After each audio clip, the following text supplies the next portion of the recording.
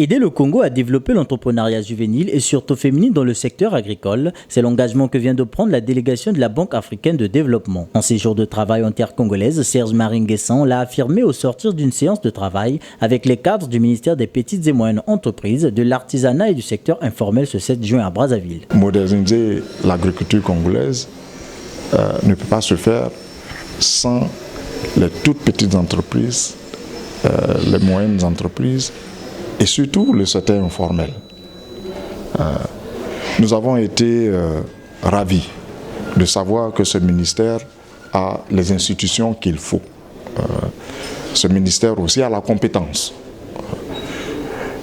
Pour nous, c'est une partie du travail qui est déjà fait. J'ai insisté auprès de Madame la ministre pour que nous travaillions ensemble pour pouvoir renforcer ces institutions qu'elle a, mais surtout pour permettre à ces institutions d'être sur le terrain, d'être à côté des producteurs pour que, comme elle a dit si bien, nous arrivions à développer les chaînes de valeur agricole dans ce pays en utilisant le potentiel fort de ce pays, qui sont les jeunes et les femmes. La jeune féminine, elle, est invitée à s'organiser afin de recevoir un accompagnement de la Banque africaine de développement grâce à son programme AFAWA. Pour nous, l'entrepreneuriat féminin va être au centre non seulement de la modernisation de ce secteur, mais aussi dans la croissance et le développement d'un secteur privé fort et solide au Congo.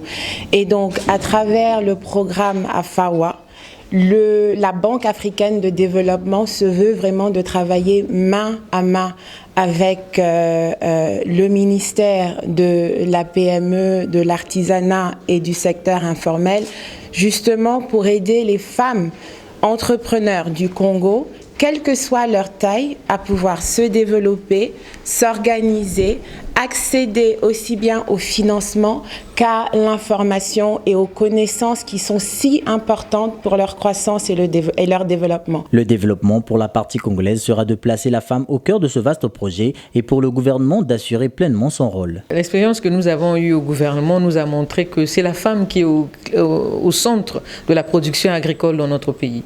Certains disent que c'est 70% de la production agricole. Moi, j'oserais même dire jusqu'à 80% de la production agricole dans notre pays est tenue par les femmes. Et donc, le développement de l'agriculture de notre pays ne peut que passer par les femmes. Et comment faire pour que ces femmes, qui sont souvent celles qui sont les moins bancarisées, les moins qui formalisent le moins leur activité, puissent justement passer du secteur informel au formel. Et là, c'est là où le rôle de notre ministère est important. Et c'est là où l'entrepreneuriat féminin doit avoir une place importante dans tous les mécanismes que nous mettons en place pour faciliter la création de l'entreprise ou pour attirer les femmes vers l'entrepreneuriat. Dans cette structuration voulue par le président de la République, chef de l'État, tous les secteurs doivent jouer leur partition. Il suffit qu'un secteur ne soit pas présent, c'est toute la chaîne qui ne sera plus efficace. Donc nous tenons à nous assurer que le secteur qui est le nôtre, la PME, et le secteur, surtout le secteur informel, vont jouer leur rôle pour impulser ce mouvement vers le développement du secteur agricole dans notre pays. Après cette rencontre, Jacqueline Lydia Mikolo a visité la Direction générale des Petites et Moyennes Entreprises.